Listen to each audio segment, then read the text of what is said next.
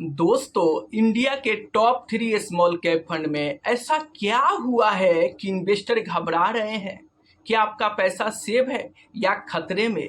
आज की अपडेट आपको चौंका देगी, इसलिए आप ध्यान से और पूरा देखिए ताकि हर एक अपडेट की आपको सही जानकारी मिल सके। चलिए, अगर मैं सबसे पहला फंड की बात करूं तो Nippon India small cap fund है। Nippon India small cap fund की अगर मैं बात करूं तो इसके कुछ ऐसे शेयर जहां पे भारी गिरावट हुआ है। जब से पहला शेयर की मैं बात करूं तो आप स्क्रीन पर देख सकते हैं, यहाँ पर टेक सेक्टर में कमजोरी के चलते इस शेयर में आप देख सकते हो 755 रुपये से गिरकर 533 रुपये तक आ गया है। यानी करीब आप कह सकते हो कि 29% की गिरावट। इसमें निप्पॉन इंडिया स्मॉल कैप का 40 करोड़ रुपए का निवेश है और इस शेयर में 29% का भारी गिरावट हुआ है। अगर मैं दूसरे शेयर की बात करूं तो आप स्क्रीन पर देख सकते हैं, यहाँ पर एजुकेशन सेक्टर है, जहाँ पे आप देख सकते हो NIIT का शेयर में 91 रुपये से गिरकर 65 रुपये तक आ गया है, जो करीब 28% की गिरावट दिखाता है। और इसमें भी Nippon India small cap fund का 56 करोड़ रुपए का निवेश है। यही नहीं, अगर आगे देखोगे तो और चौंक जाओगे। जी हाँ, मैं आगे बात करूँ तो आप देख सकते हो स्क्रीन पर, यहाँ पर रेमंड की मैं बात करूं तो रेमंड रियलिटी का शेयर 521 रुपये से गिरकर 435 रुपये तक आ गया है, यानी 17% की गिरावट। और इसमें भी Nippon India small cap fund की हिस्सेदारी 26 करोड़ रुपए का यहाँ पर है। अब देखो, ये 3 शेयर जहाँ पे भारी गिरावट हुआ है, 29% तक का गिरावट देखने को मिल रहा है। और ऐसे शेयर में Nippon India small cap fund का ज़्यादा पैसा इन्वेस्टमेंट है और इसका असर इस स्मॉल कैप फंड पर भी देखने को मिलेगा। और इस स्मॉल कैप फंड में भी इसके चलते गिरावट देखने को मिला है, जो हाल ही फिलहाल में एक दिन में 4% का स्मॉल कैप में गिरावट हो रहा था। तो इन सब स्टॉक की भारी पिटाई हुआ है, जिसके चलते यहाँ पर निप्पॉन इंडिया स्मॉल कैप में भी भारी गिरावट देखने को मिला है। अगर मैं आपके सामने दूसरा स्मॉल कैप की बात करूँ तो वो बंधन स्मॉल कैप फंड है। जी हाँ, बंधन स्मॉल कैप के इस शेयर में भारी गिरावट हुआ है, आप देख सकते हो। अगर मैं बात करूँ तो EFC ने भी निवेशकों को निराश किया है। यह शेयर 301 रुपये से गिरकर 199 रुपये तक आ गया है, यानी करीब 34% की गिरावट। इसमें बंधन स्मॉल कैप फंड की हिस्सेदारी 45 करोड़ रुपए की है, जिसके चलते बंधन स्मॉल कैप फंड में भी भारी गिरावट देखने को मिला है।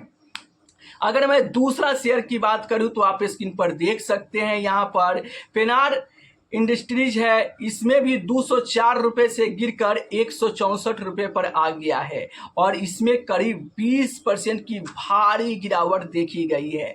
इसमें बंधन स्मॉल कैप फंड का 79 करोड़ रुपए का निवेश है और इसका भी असर बंधन स्मॉल कैप फंड पर देखने को मिला है, जिसके चलते बंधन स्मॉल कैप फंड में भी तेज गिरावट देखने को मिला है। अगर मैं तीसरे शेयर की बात करूं तो आप स्क्रीन पर देख सकते हैं, यहाँ पर पांडी एक्सरसाइज है। इसमें भी 1457 रुपये से गिरकर 1192 रुपये पर आ गया है, जो 18% की गिरावट दर्शाता है। इसमें बंधन स्मॉल कैप फंड का 53 करोड़ रुपए का निवेश है और इसका असर भी बंधन स्मॉल कैप फंड पे पड़ा है, जिसके चलते बंधन स्मॉल कैप फंड में हाल ही फिलहाल में लगातार गिरावट हो रहा था। अगर मैं अगला शेयर की बात करूं तो आप स्क्रीन पर देख सकते हैं, सेटिन का है। यहाँ पर भी 144 रुपये से बढ़कर और 160 रुपये तक पहुंच गया है, करीब 11% का रिटर्न दिया है।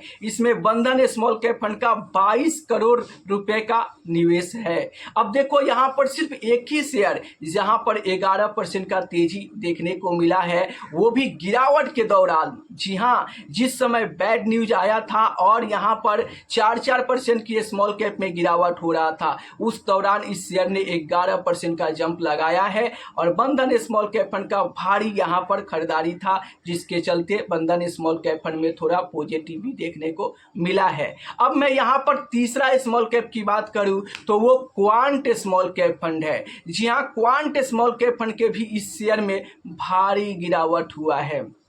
आप स्क्रीन पर देख सकते हो। अगर मैं यहाँ पर मैराथन की बात करूँ तो आप देख सकते हो कि इस शेयर में 556 रुपये से गिरकर 447 रुपये तक आ गया है, यानी 20% की गिरावट। इसमें क्वांट स्मॉल कैप फंड की बड़ी हिस्सेदारी 255 करोड़ रुपए की है। आप देख सकते हो कि 255 करोड़ रुपए की खरीदारी है, जिसके चलते क्वांट स्मॉल कैप फंड में भी हाल ही फिलहाल में भारी गिरावट देखने को मिला है। लेकिन युद्ध विराम के चलते जो फिर से यहाँ पर 4% का तेजी हुआ, उससे थोड़ा राहत हुआ और रिटर्न स्ट्रॉन्ग देखने को मिला।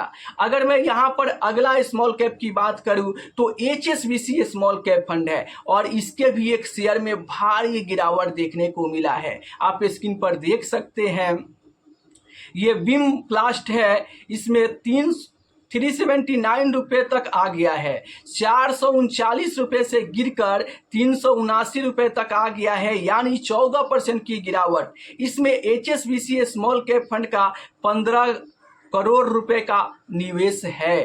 तो देखो यहाँ पर गिरावट हो रहा है, तो इन सब स्मॉल कैप फंड पर भी इसका असर देखने को मिलेगा।